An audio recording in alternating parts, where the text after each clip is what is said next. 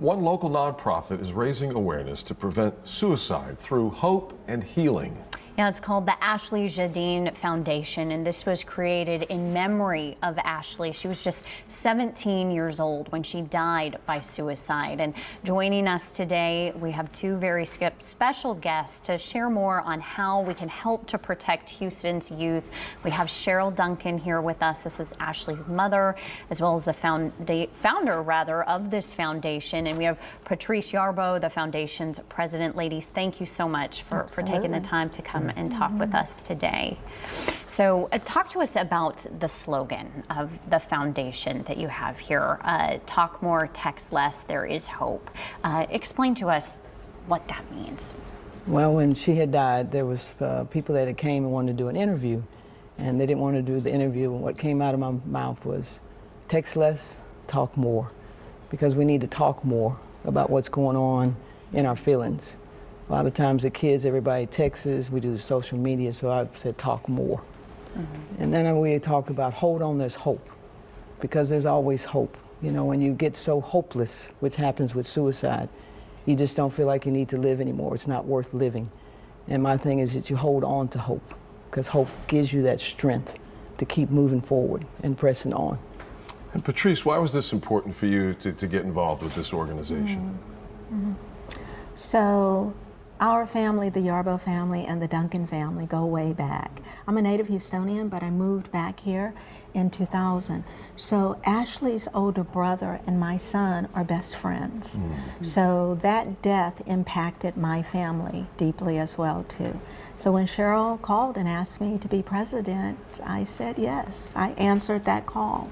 And much of what we continue to do in our community now is just to ask everybody to answer the call to help us get the information out, to more awareness. It's amazing, you know, when you are aware of what's going on, then you can start thinking about how to manage it. And that's pretty much what we do. It's all about trying to save lives by first community awareness. And this is the 11th year, is that correct? Yes. The H.O.P.E Walk. And tell us about this. You know, this is all about honoring your daughter. And why would you encourage people to come out, and what can they expect from this event? Well, what I expect is that this is in loving memory of her, and to still shine her light, that you can still live even though you pass away. It doesn't matter how you pass away. And with the walk, which is a H.O.P.E Walk, which we hope that one person every day will be better. But with the walk and the fundraiser, we're going to have health fair, we're going to have different vendors with NAMI, AFSP, Optimism Life, and we're going to raise money so that we can help high school students. They fill out an application in January through March of 2024, and we can give 6 scholarships, 1,250, in honor of her, because I couldn't send her to college. This is a way to help people. Education is really expensive, and this gives me so much joy to see their essays, and they fill out the application, and you go through them, and then you follow them as they go to college. But just to say, we're helping someone. And my big thing, I'm a nurse for 40 years, and I want to help others, because if you don't help others, you can keep it all, but what's going to be good? Because when you pass away, it's all there. So give help. But come out this Saturday and show your support for Ashley Jadine Foundation, because teen suicide prevention is one of your leading causes. It's second leading cause, age 10 to 24. And back then, when she died January 30th, 2012, who would ever thought I'd be sitting here and my platform and my charity and my mission would be talking about suicide and mental health. But you've got to get help. If you have suffering with depression and you're suicidal or you have anxiety, please get help. There is more resources now, especially since COVID, because we were all isolated and had to stay in. It's not so bad that people call you crazy. It's not the word that we used to use a lot, but I'd rather have physical health than a mental health. Because when you have mental health, you can't see it. And if you see Ashley, you saw this beautiful young girl that just shined, was on social media, and just seemed like everything was going well, but in behind, there was a lot of tears. And we used the hamsas, and we have the butterfly, But if you see the Hamsas, is an eye there. She had tears that came out of that. 'Cause she said, what you see on the outside, you don't know what people are going through. We need to be kind and find out what's really going on with people, because what you see is a mass. And if you come to see the people that are coming, we have women and men, we have different children that come and that have followed the Ashley Jadine Foundation. But we just want to stop that stigma of the shame and the silence of mental health and suicide, because I've worked with American Foundation Suicide Prevention, National Alliance of Mental Illness, and Mental Health of America. And with me getting counseling, and I can never forget Bo's Place, there's a lot of resources there that you need to find out about, and they're free. And even with your pediatrician or your family doctor, they're doing more behavioral assessments.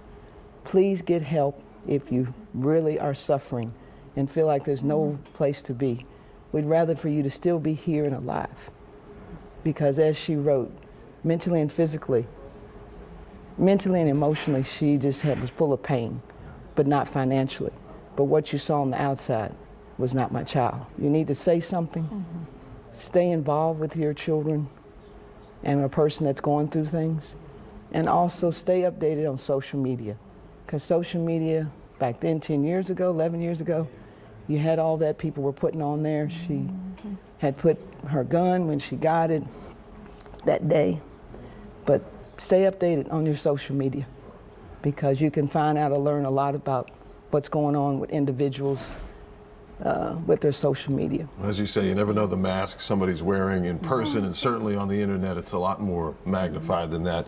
And Patrice, you bring up a great point, how this impacts many families directly and indirectly. Before we go, can you let people know where this is happening this weekend and how they can get involved? Absolutely. So our 6th annual walk in Ashley's name, the Ashley Jadine Foundation, will be held at Kitty Hollow Park in Missouri City.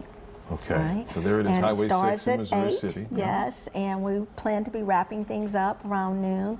And we just ask everybody to come out and to join with us. As the founder, has briefly said, there is so much information that isn't known. We are grassroots. Our goal is to make the community aware of the warning signs of mental illness.